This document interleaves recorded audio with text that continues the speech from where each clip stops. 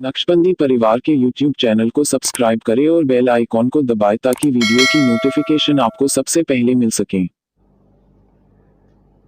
चुनांचे एक बुजुर्ग थे, मालिक इब्न दीनार रहमतुल्लाह अलैह।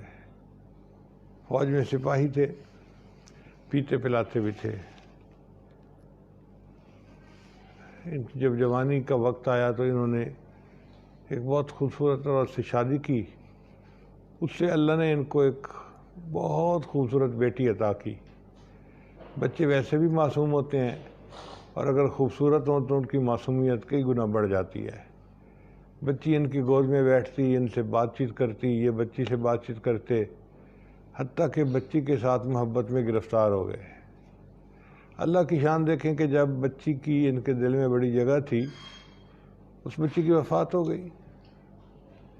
इनके ऊपर अपनी बेटी की वफ़ात का बड़ा अफसोस था। कई दिन गमज़दा रहे।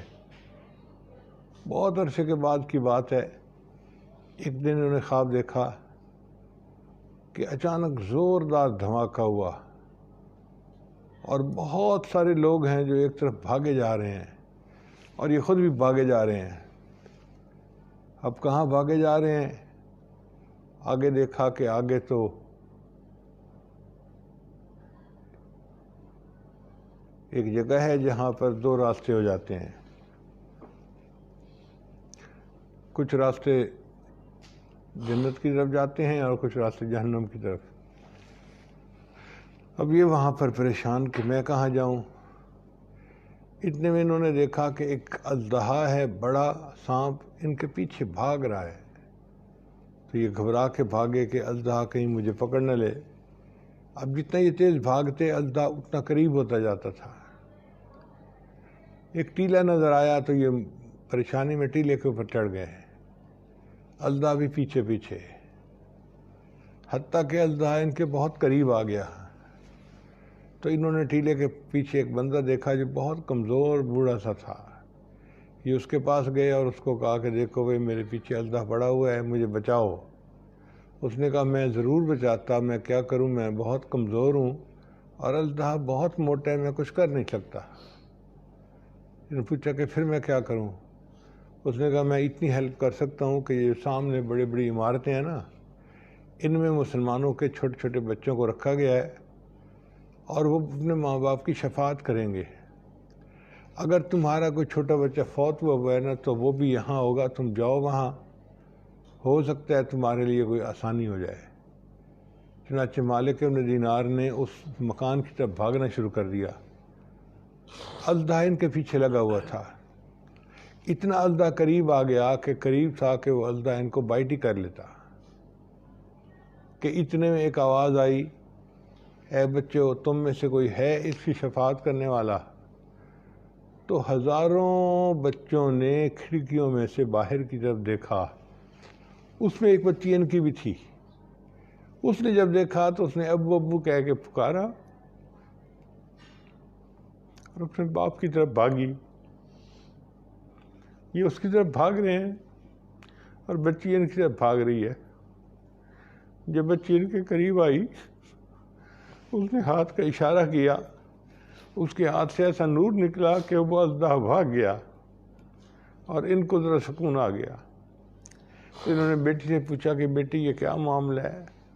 उसने कहा अब्बू, ये अजदहा जो था ये आपके गुनाह थे और रास्ते में जो आपको बूढ़ा आदमी मिले था वो आपकी नेकियां थीं।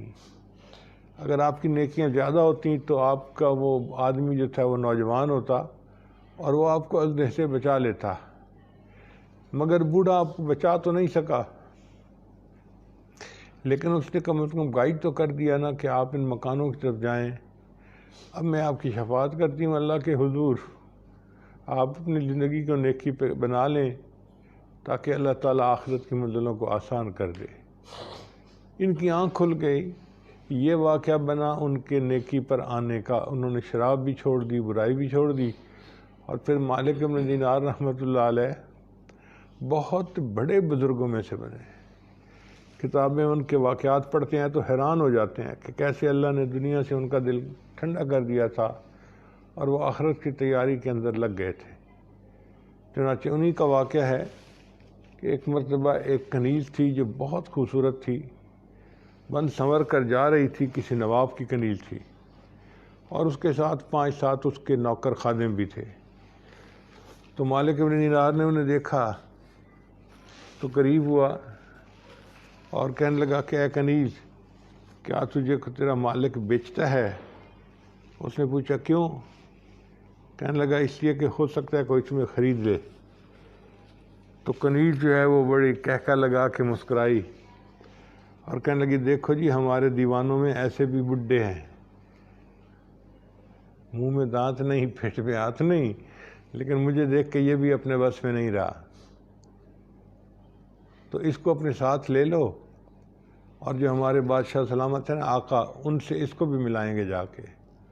چنانچہ ان غلاموں نے ساتھ لے لیا اور یہ فقیر آدمی ساتھ ساتھ چلتے رہے۔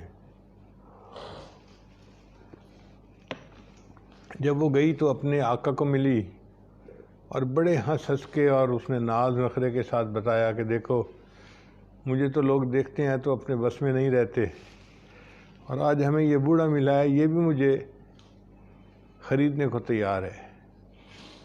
تو اس کا آقا بھی مسکرایا کہ اچھا، تم اتنی خوبصورت ہو۔ تو اس نے مالک ابن دینار کو اپنی طرف بلایا، یہ فقیر تھے، پھٹے ہوئے کپڑے تھے، بکھرے ہوئے بال تھے۔ قریب ہو گئے تو اس نے کہا کہ ارے بوڑھے، تم اس پہ عاشق ہو گئے ہو، اس کے حسن و جمال پہ، کیا تم اس کو خریدنا چاہتے ہو؟ اس نے کہا جی ہاں، میں خریدنا چاہتا ہوں۔ اس نے کہا اس کی تو بہت قیمت ہے، لاکھوں دینار تمہیں دینے پڑیں گے تب میں تمہیں یہ کنیز دوں گا۔ اس نے کہا کہ جناب آپ نے اتنی قیمت کیوں رکھی ہے؟ کہتا ہے اس لیے کہ یہ خوبصورت بہت ہے۔ مالک ابن دینار نے جواب دیا کہ جناب اس کے اندر خرابیاں بھی بہت ہیں۔ پہلی خرابی تو یہ ہے کہ یہ حسن اس کا عارضی ہے، چند دن کی چاندنی پھر اندھیری رات، کچھ دن جوان ہے پھر اس کے چہرے پہ جھریاں پڑ جائیں گی، دیکھنے کے قابل بھی نہیں رہے گی۔ پھر دوسری بات کہ یہ صحت مند رہتی ہے تو پھر بیمار بھی ہو جاتی ہے۔